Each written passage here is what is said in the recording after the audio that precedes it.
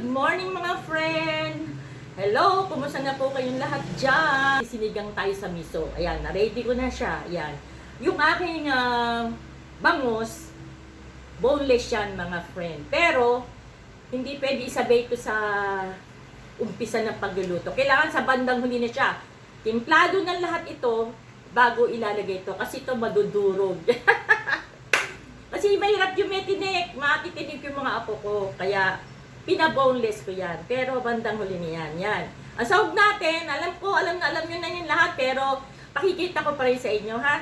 Siyempre, sariwa ang ating sampalok ngayon. Dahil marami ngayon sa market na sampalok. Yan.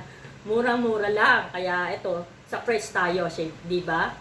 At healthy pa. Ayan. Siyempre, gigisa natin itong bawang, sibuyas, tapos, kamatis, isang sili, yan. At maglalagay tayo ng miso. Yan, miso.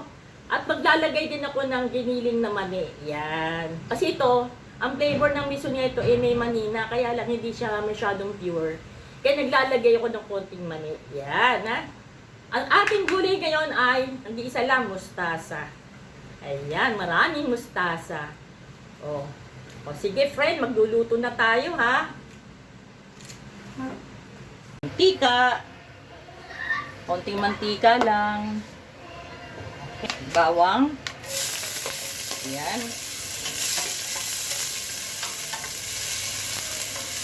Ayan, lagay na rin natin ng sibuyas.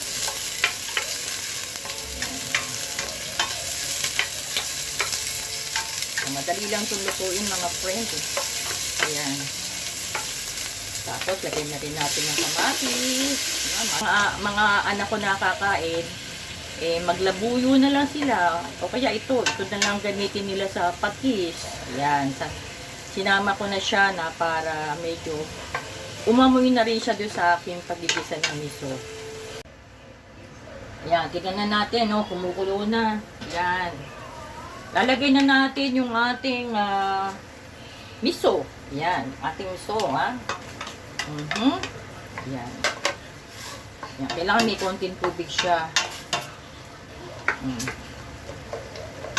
Pantaon uli natin ng tubig. Tapos ilalagay na natin yung giniling na mani. Yan. Yan. Masarap dito pag marami. Yan. Pag nilagyan mo ng giniling na mani. Huwag naman masyadong madami, friend. Yun lang tama lang na medyo nagiging creamy yung ating sabaw. Yan. Ngayon friend, ilalagay na rin natin itong ginawa kong sabaw. Yan, sabaw na ito. Yan. Yan, tama-tama lang yan sa aking pagluluto. Yan, ganyan lang. Okay. Kulunan ng kulo, friend. Yan.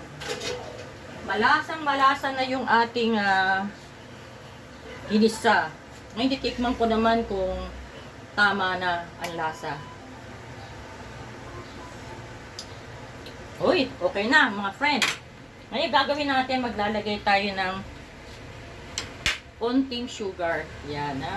Kasi fresh siya, fresh. Kailangan niya, pagka fresh, titimplahan pa natin yan. Tikman natin kung okay. Maglalagay na tayo ng asin. Yan. Titimplahin na natin mabuti bago natin ilalagay yung ating isda. Yan. Okay. O, taste again. Ganyan ang pagluluto mga friend. Tikim ng tikim. Okay na. Lalagay ko na itong gulay. Yan. Lagay na rin natin yung gulay. Yan. Tama-tama lang yung asin niya. Yung 20 pesos sa palengke, tama-tama. Kaya titikman nyo rin kasi meron din na, depende yun sa sampalok. Meron kasi na likas na matamis ang sampalok.